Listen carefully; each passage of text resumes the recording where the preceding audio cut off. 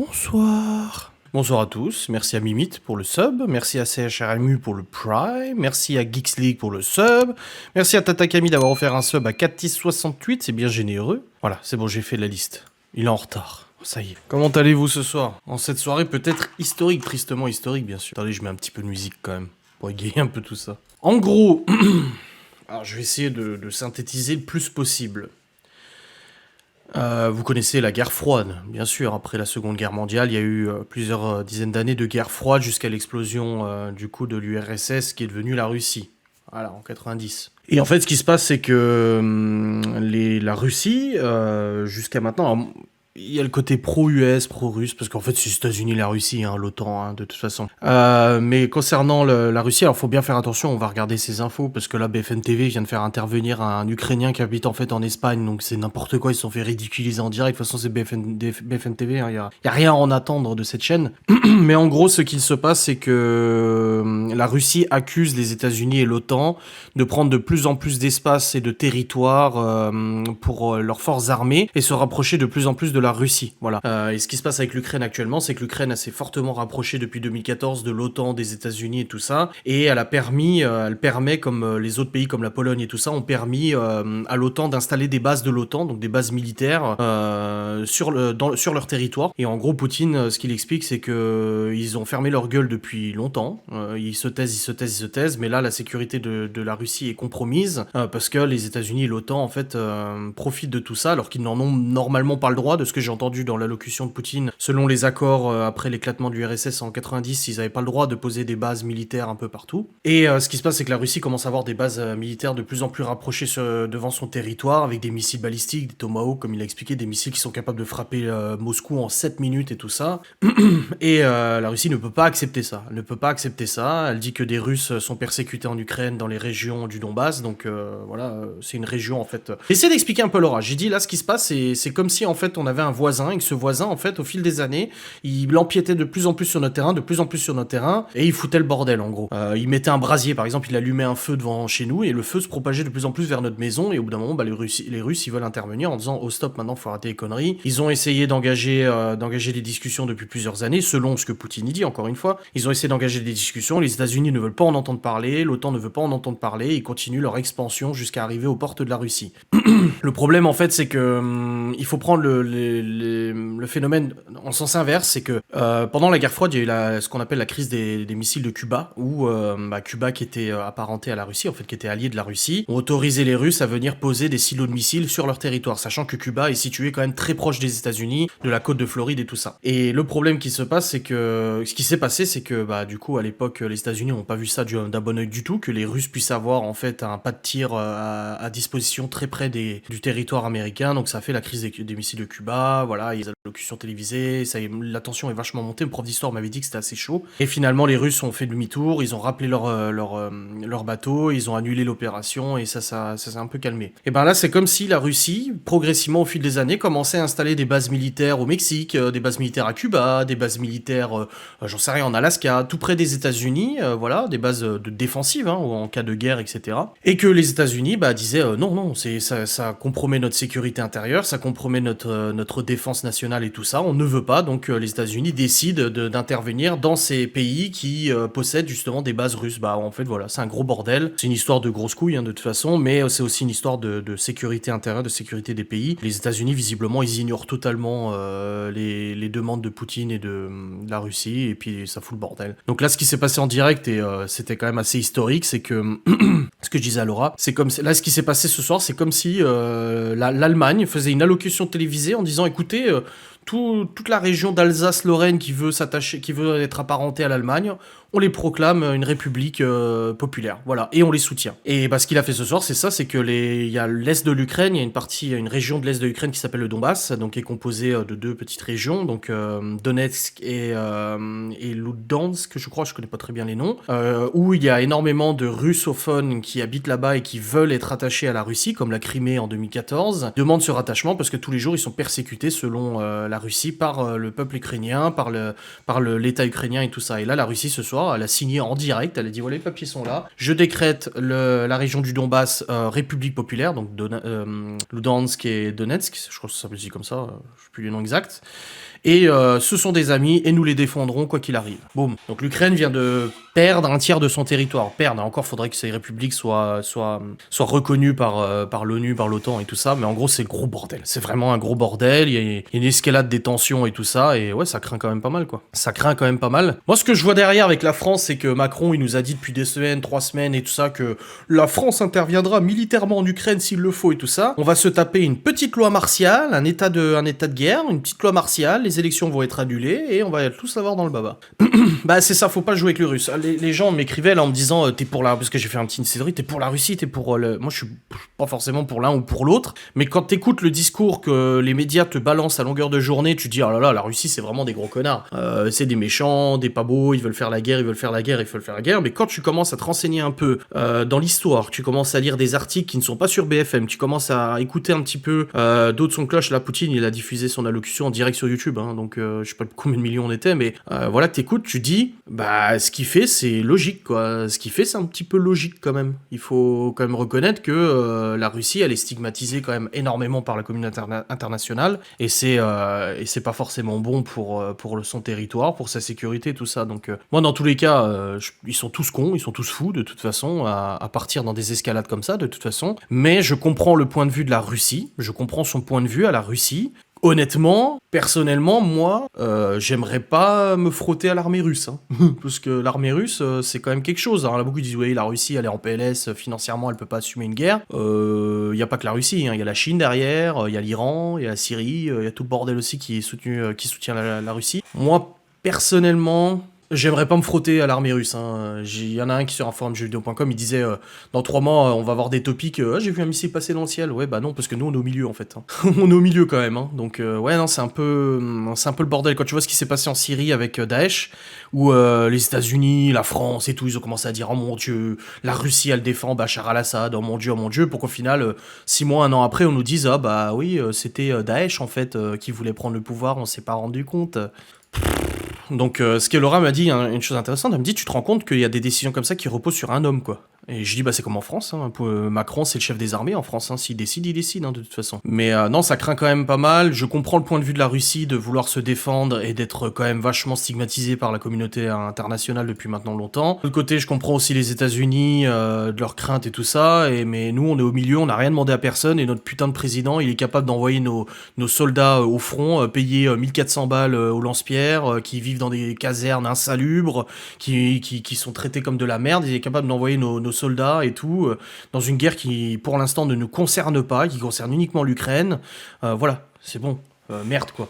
Et comme il l'a dit Poutine, il a dit l'Ukraine est un champ de bataille qui a été décidé par l'OTAN, par les États-Unis et tout ça, c'est un champ de bataille pour cet affrontement et tout ça. Et là si ça pète, ça craint, nous on est au milieu quand même, hein. On est au milieu, la France fait partie de l'OTAN, je veux dire, c'est un peu chaud quoi. Je veux dire, quand tu vois que notre président Chirac, qu'on l'aime ou qu'on l'aime pas, avait refusé d'intervenir en Irak, il avait refusé d'intervenir en Irak, pardon, pour les armes de destruction massive, bah nous, notre Macron, c'est un va-t-en-guerre, allez hop, j'y vais, pas de problème, on envoie notre armée et tout, oui, allons nous faire zigouiller, parce que l'armée russe, c'est... Comme je l'ai dit avant, l'armée russe, c'est quand même quelque chose, hein. C'est un autre level, hein. C'est quand même le pays qui a le plus d'ogives nucléaires, parce que dans tout ça, on pense quand même aux ogives nucléaires. Je crois que la France possède, il me semble, une centaine d'ogives nucléaires.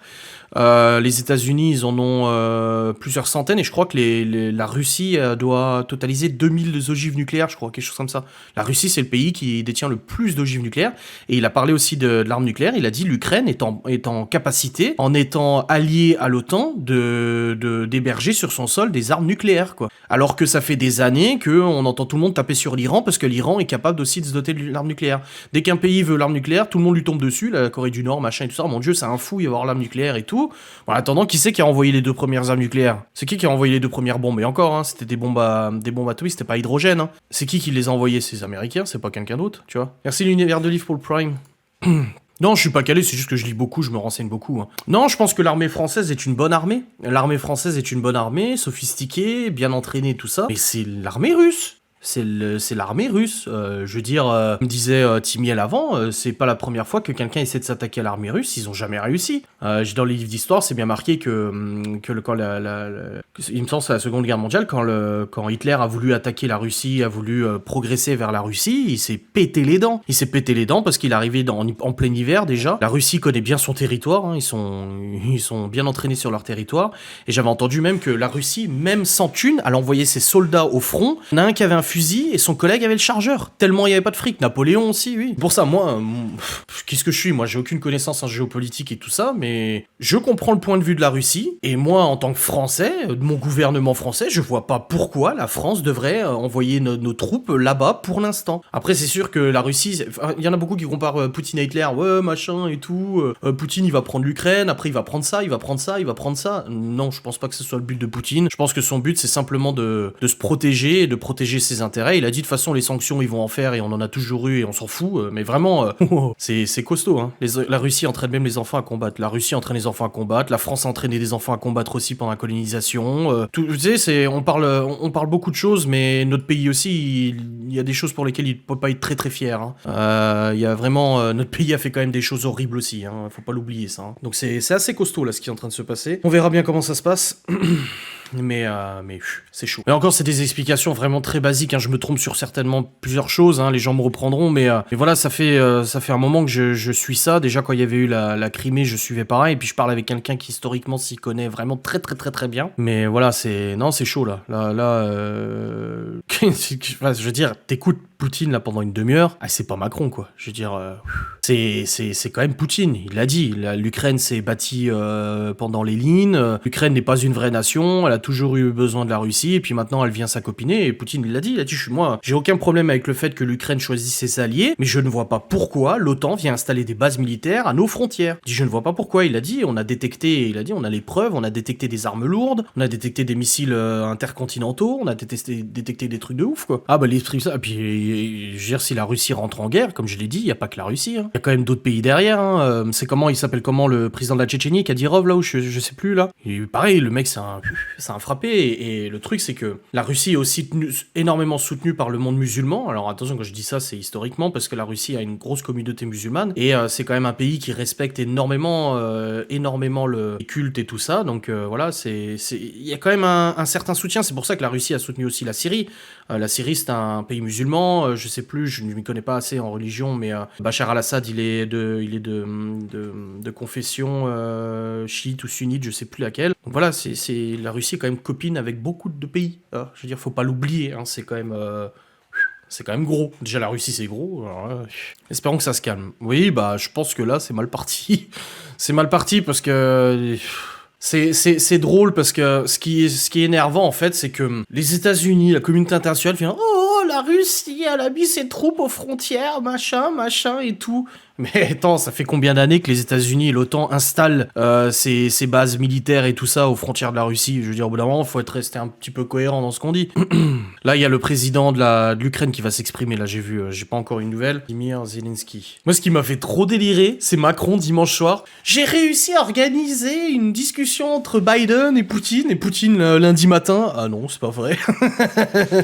Merci Chloé Penag pour le Prime. Ouais, c'est un vrai bazar, hein, de toute façon, hein, mais ouais, bah après les sujets sont aussi en fonction du pays, hein, en fonction de ce qu'on vit, donc c'est pas choquant que notre sujet soit ça, mais là je demandais à la personne à qui je parle là si elle pensait à une troisième guerre mondiale. Ça dépend, il y a plusieurs hypothèses. Là, la Russie va défendre du coup les deux républiques populaires qu'il a déclarées, tout ça, il va venir les défendre. Est-ce que la communauté internationale va réagir ou pas? Est-ce qu'il va réagir? Je ne sais pas. Donc à voir. La table de 300 mètres entre Poutine...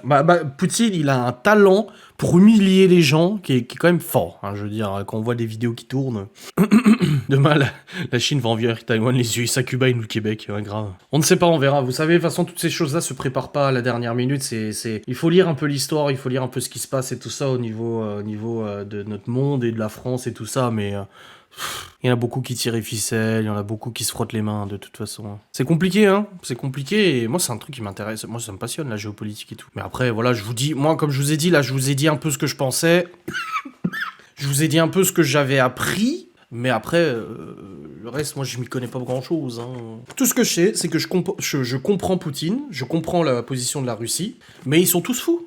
Ils sont tous fous, ils sont tous tarés. Poutine, bah, il a alterné entre président et premier ministre, hein, Poutine, mais ça doit faire une vingtaine d'années, hein, facile. Hein. Parce que moi, dans mon enfance, non, j'ai toujours connu Poutine. Ça fait pas depuis 88, hein, j'étais trop petit pour avoir conscience de tout ça. Mais avant Poutine, c'était qui déjà? Avant Poutine, Gorbatchev, non? Non, bah non, c'était Boris Eltsine, c'est ça? Attends, président de la Russie. Gorbatchev, c'était la guerre froide. Vladimir Poutine, président de la Fédération de la Russie. Boris Eltsine, ouais, c'était ça, Boris Eltsine.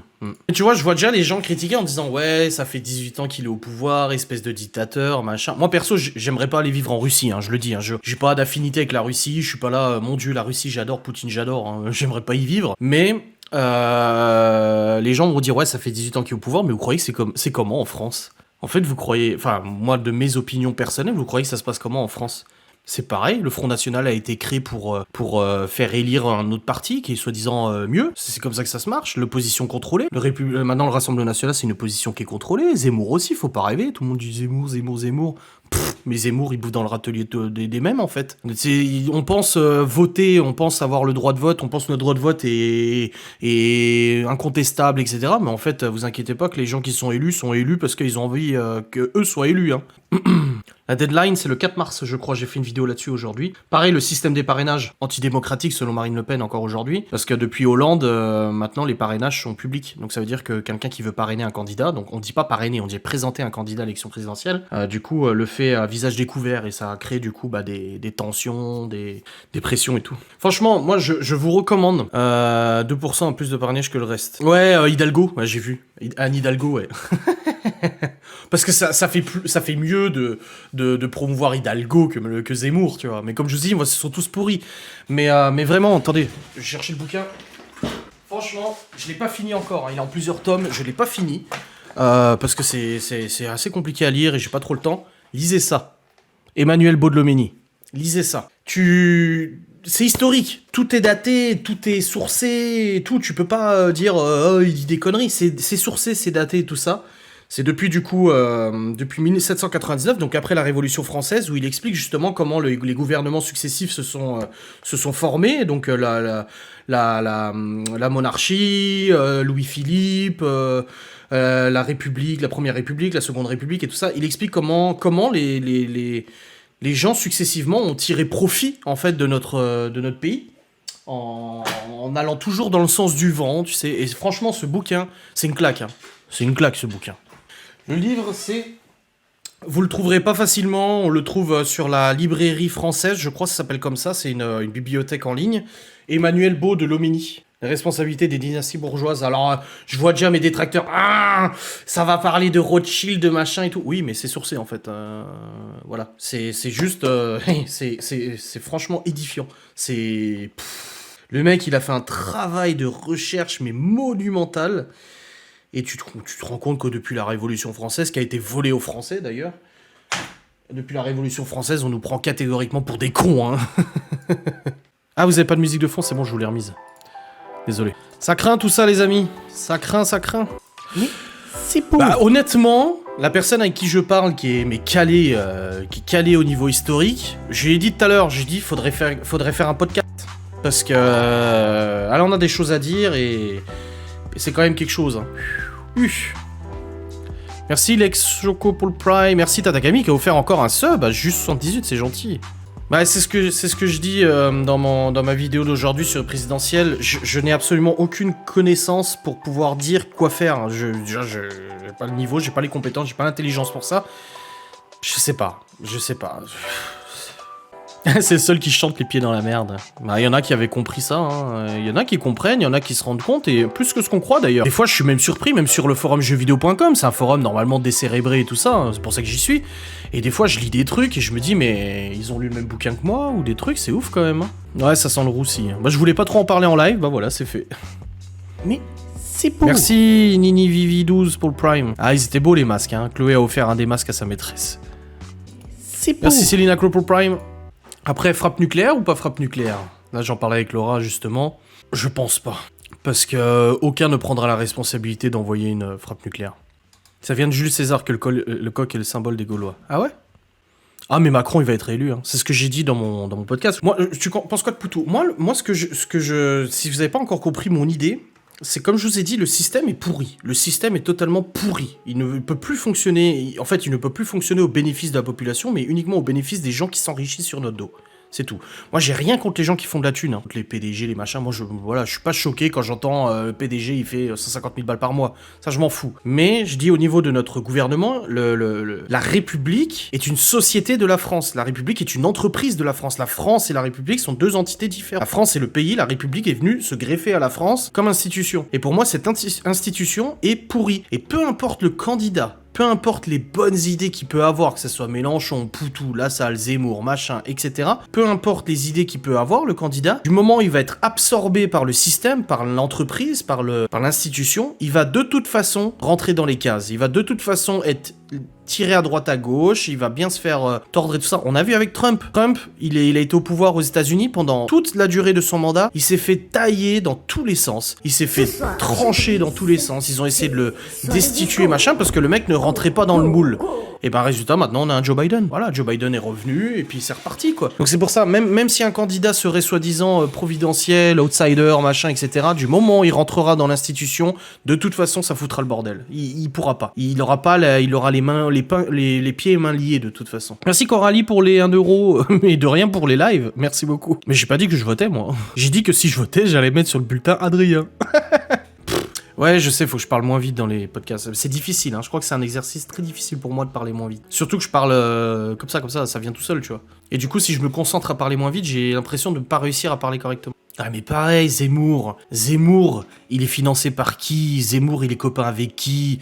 Zemmour, il est... Mais je veux dire, c'est pour ça les gens au début ils disaient « Oh Adrien, je suis sûr il est pour Zemmour, mais pourquoi ?» Oui, j'aime bien la tradition française, j'aime bien les valeurs françaises, qu'on soit n'importe quelle religion, ça je m'en bats les couilles, mais j'aime bien cette idée de France... Mais Zemmour, vous croyez que c'est qui l'a mis en place là? Il faut pas rêver, le mec il arrive, il débarque, c'est le sauveur? Non. Parce que le mec, il est accopiné avec Attali, avec un tel, avec tous ceux qui tirent les ficelles, en fait. Donc, qu'est-ce que ça changerait? Bah, quelques candidats veulent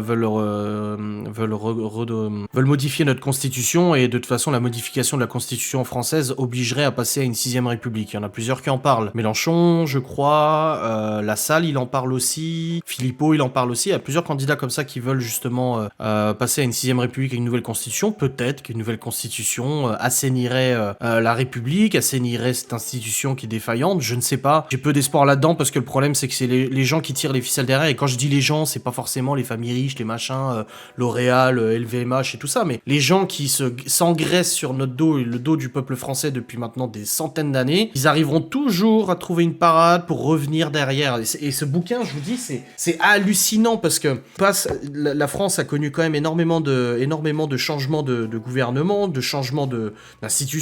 Voilà, on est passé à plein de choses, tu vois. Et le truc, c'est que ça soit sous la Restauration, que ça soit sous Louis-Philippe, que ça soit sous la République, que ça soit sous l'Empire de Napoléon, à chaque fois, les mêmes personnes qui ont, depuis la Révolution française, tiré leur épingle du jeu, réussissaient à être dedans. À chaque fois, ils réussissaient à revenir, et à chaque fois, ils réussissaient à retirer bénéfice de tout ça. Ils y arrivaient à chaque fois. Quand la Révolution française est arrivée, qu'on a zigouillé notre roi, qu'on a installé, comme j'ai dit dans ma vidéo, je suis pas royaliste et tout, hein. Mais quand il y a tout ça qui s'est mis en place, la Première République, machin et tout, la monarchie constituante, et tous ces bordels, les personnes à la tête de la France ont vendu notre France, ont vendu nos patrimoines, ont vendu nos terres, ont vendu nos champs, ont vendu nos châteaux, ont vendu tout aux personnes qui étaient les plus avides de récupérer tout ça pour une poignée de dollars. C'est ça le truc, c'est que ça qui est ouf, c'est qu'il faut le comprendre, c'est marqué dans le bouquin, c'est prouvé.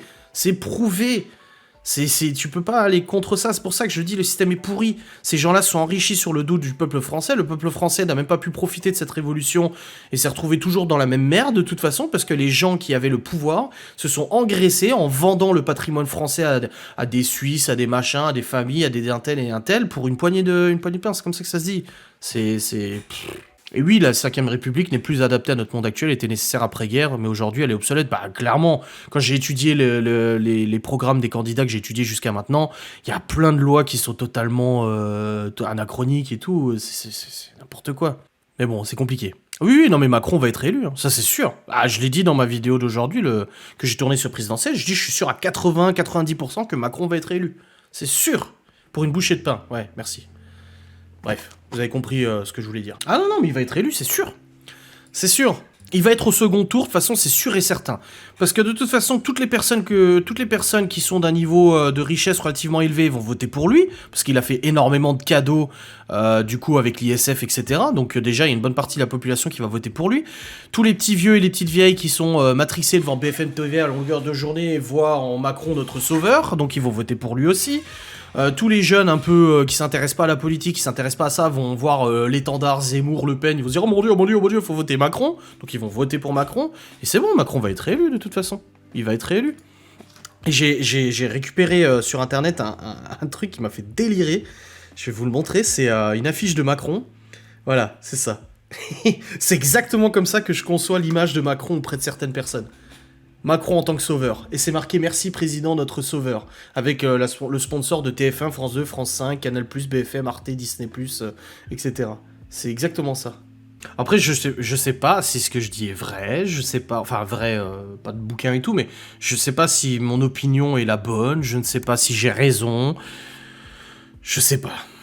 Je sais pas, l'arrivée de Pécresse est quand même vachement chelou. Vous sentez pas l'arrivée de Pécresse comme Macron en 2012 ? En 2017 ? Vous la sentez pas comme Macron ?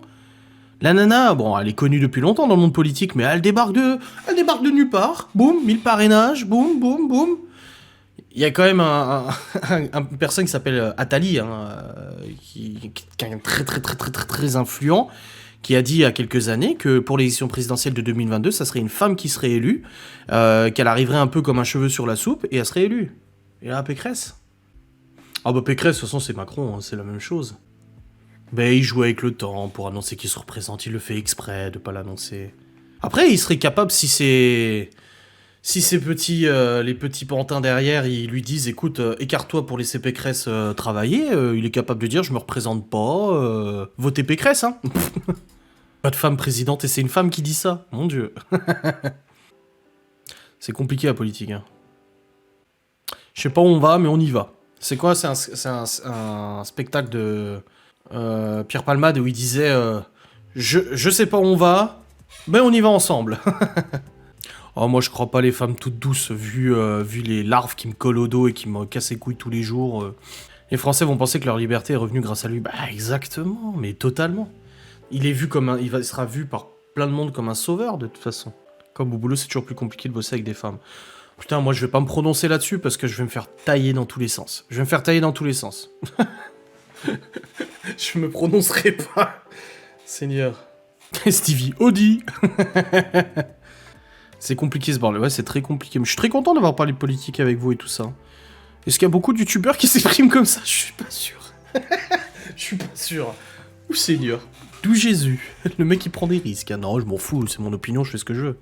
Après, c'est beau de critiquer Macron, ce n'est pas fait tous ses engagements, mais il s'est tapé les gilets jaunes à cause de qui, déjà ? À cause de nos gouvernements successifs. En même temps, je veux dire, oui, tu peux dire, la vache, il s'en est tapé des choses pendant son mandat, hein, c'est quand même assez compliqué.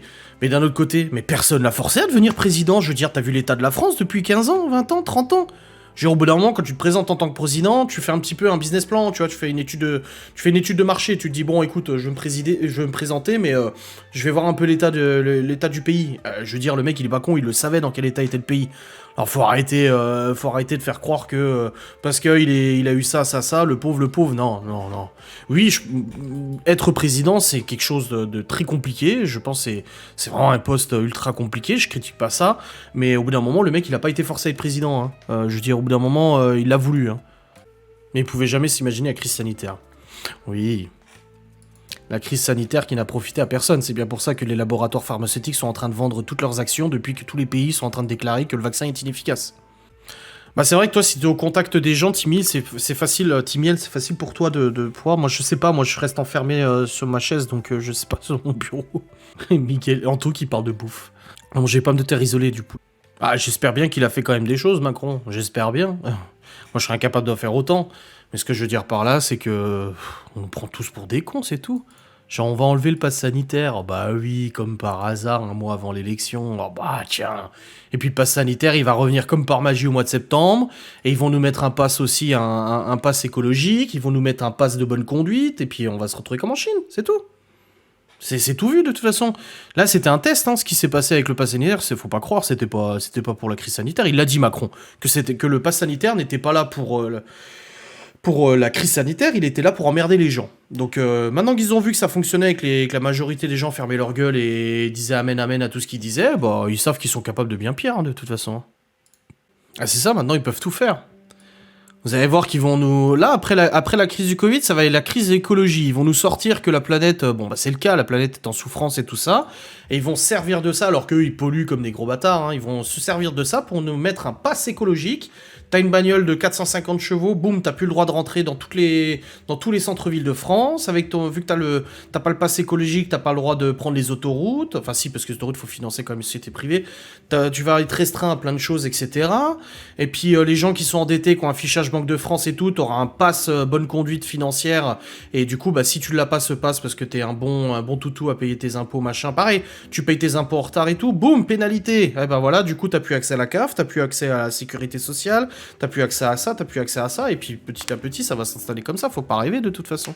Tu vas vouloir demander un crédit pour ta baraque, ils vont étudier ton passe machin, tu passes ton passe, et puis ils vont dire, ah ouais, non, monsieur, ils vont rire des comptes, vous avez pas le pass écologique, vous avez pas le pass de bonne conduite, vous avez pas le pass que vous payez bien vos impôts, même si un jour t'as eu un retard de paiement d'impôts, boum, ça saute et tout, voilà. Ouais, je suis un petit peu au courant pour la Russie et l'Ukraine, mais pas grand chose. Mais c'est vous dire que ça peut être étendu à plein de choses de toute façon. Je veux une DeLorean immédiatement pour retourner dans les années 80, mais grave. Ouais, oui, ils ont le droit, de venir à 15 bagnoles, 30 avions, machin, mais bien sûr. Mais bon, que voulez-vous, hein. Ce qui est vrai par contre, c'est qu'on est en 2022, on arrive dans une période où je trouve que le peuple français, quand je dis le peuple français, je généralise beaucoup, en tout cas les contestataires et tout, commencent vraiment à s'exprimer. C'est que j'ai remarqué, pourtant j'étais jeune, hein, mais j'ai remarqué déjà un changement de comportement envers nos présidents et nos gouvernements à l'élection de Sarkozy. On est passé de monsieur le président Chirac à Nicolas Sarkozy. Déjà ça, moi, c'est quelque chose que je m'étais fait la réflexion, je l'avais dit à mon prof d'histoire, j'ai dit, moi, ce que je comprends pas, c'est qu'avant, on disait monsieur Jacques Chirac, monsieur le président de la République Jacques Chirac, et maintenant qu'on parle de Nicolas Sarkozy qui est président, on dit Nicolas Sarkozy. On dit pas monsieur le président Sarkozy. Déjà là, en fait, on sent qu'il y avait déjà eu un changement au niveau du respect de l'image du président de la République. C'était déjà un peu écorché, tu vois. Et là maintenant, avec tout ce qui s'est passé avec Hollande, avec Macron, avec tout ce bordel, les gilets jaunes, les éborgnés, hein, parce que voilà, moi je suis pas du côté des gilets jaunes ni de la police, il y a des débordements des deux côtés et tout. On sent qu'il y a vraiment, on arrive à une... C'est pour ça que je rejoins un petit peu Timiel là-dessus. Peut-être que ça peut changer. Peut-être que ça peut changer, peut-être que ça peut évoluer, je sais pas. Pourquoi, je sais pas non plus, j'ai pas la réponse, je suis pas assez calé là-dessus, mais on arrive peut-être à un moment où il va pouvoir y avoir un switch, mais pour ça, c'est aux Français de le saisir, le switch, en fait. C'est aux Français de le saisir, personne d'autre. Donc, à voir, je veux dire, comment tu peux en 2020, te dire qu'il y a un président de la République alors qu'il y a des millions de personnes dans la rue pour manifester contre la thune, quoi, contre l'augmentation du pétrole, enfin du carburant et tout, comment le mec peut se permettre de dire qu'ils viennent me chercher ? Mais sur quelle planète tu vis ? Je parle même pas de son terme, je suis là pour emmerder les Français. Comment tu peux te permettre en tant que président de dire qu'ils viennent me chercher ? Il y a des mecs qui sont en train de se prendre des gaz lacrymaux, qui sont en train de se faire éborgner, machin, etc. dans la rue, qui manifestent parce qu'ils ont plus un copec pour faire le plein et tout ça. Comment tu peux te permettre de dire qu'ils viennent me chercher ? Non mais attends. Mais il y a plus d'un président dans le monde qui aurait démissionné après des propos pareils. Oui, le respect par rapport à une fonction, c'est important. Moi, je trouve ça beau aussi, le respect par rapport à des fonctions prestigieuses ou des choses comme ça. J'ai pas de problème avec ça, et c'est pour ça que ça m'avait choqué. Que de passer de Chirac à Sarkozy, ben, c'était plus Monsieur le Président, c'était Nicolas Sarkozy. Et moi, ça m'avait choqué, parce que oui, moi, j'ai rien contre la hiérarchie, j'ai rien contre le fait d'avoir voilà, quelqu'un de pouvoir au-dessus de toi, et des trucs comme ça. Je trouve que c'est sain, moi, je l'ai toujours dit, il faut un gouvernement. On peut pas vivre dans une société anarchiste, c'est pas possible. Il faut de toute façon qu'il y ait quelqu'un ou des gens qui gèrent ça et qui puissent du coup apporter sécurité, apporter éducation, apporter des choses, etc. Mais le problème, c'est qu'actuellement, on n'est plus du tout dans une société où leur intérêt, c'est ça. Leur intérêt, c'est de faire du fric, c'est tout. Tu vois avec la crise sanitaire. Oui, la crise sanitaire était là, mais en attendant, ils ont géré ça de manière à engraisser les gens. Je veux dire, si la crise sanitaire était aussi catastrophique qu'ils l'ont dit, pourquoi les laboratoires n'ont pas fait des dons des vaccins pourquoi les laboratoires se sont engraissés comme ça? Je veux dire, quand Notre-Dame de Paris a cramé, là, il y a quelques années, LVMH a fait des dons, machin, etc. Quand LVMH, même là, LVMH, je crois qu'ils ont fait des dons de gel hydroalcoolique et tout ça, ils ont fait des dons, tu vois. Pourquoi les États n'ont pas exigé des laboratoires que ça soit un bien public, enfin, si, c'est un bien public, c'est gratuit la vaccination, mais que ça soit pas gratuit. Non, l'Union Européenne, la France et tous les autres pays se sont endettés à des milliards d'euros pour acheter des doses d'un vaccin qui ne fonctionne même pas. Enfin, il fonctionne, mais on n'est pas sûr, quoi. Ce que je disais à ma mère tout à l'heure au téléphone, je sais pas, une collègue, je sais pas que, qui lui a dit « Ah, je suis rassuré d'être vacciné parce que je chopais le Covid, j'étais très malade, ça aurait été pire. » Je dis « Mais qu'est-ce qu'elle en sait que ça aurait été pire ?» Alors, c'est rien que ça aurait été pire. On ne peut pas savoir, c'est impossible. Dans l'état actuel des choses, c'est impossible de faire une étude qui nous permette de savoir si le vaccin est efficace ou pas. C'est impossible. Parce que les variants sont tous différents, il s'est passé trop de temps, les gens sont tous aussi différents, les maladies sont différentes, les symptômes sont différents. Il y a un mec qui va te choper au micron, il va avoir la chiasse pendant 3 jours, l'autre il va choper le micron, il va avoir mal à la tête pendant 3 jours. Tu peux pas actuellement dire que le vaccin protège plus, il y a rien, aucune donnée qui permet de le prouver. On n'a jamais eu autant de contamination alors que 95% des gens sont vaccinés. Merde, on peut pas le dire. Donc les gens qui commentaient ma vidéo, moi je comprends parfaitement, j'ai des gens qui disent si tu t'es fait vacciner pour être rassuré, parce que tu te dis au moins je ne pas, mais c'est très bien, fais-le. Moi j'ai jamais dit aux gens de ne pas se faire vacciner, vous êtes maître de vous-même, vous faites ce que vous voulez. Mais moi mon opinion est que on ne peut pas savoir, et comme on ne peut pas savoir, le contraire non plus, Ilino. Et si Ilino t'es attentive à mes vidéos, c'est ce que j'ai dit dans plusieurs de mes dernières vidéos concernant la vaccination et tout ça, j'ai dit que ça soit du côté des gens qui sont pro-vaccin ou du côté des gens qui sont anti-vaccins, on ne sait pas, on ne peut pas savoir. Dans le doute, je m'abstiens, c'est tout. C'est le bordel de toute façon, c'est le bordel. Et c'est ça, il y a des gens qui chopent le Covid, le conjoint le chope pas. Il y a des gens qui chopent le Covid, le père le chope, la famille le chope pas, ou toute la famille chope, le père le chope pas. Moi, ma mère, elle a chopé le Covid, mon père a été malade, mais il était négatif, quoi. Allô? Je veux dire, c'est des... On ne sait pas, c'est tellement le bordel de toute façon, Ah, Vladimir Poutine envoie les troupes russes à Donetsk et Luhansk.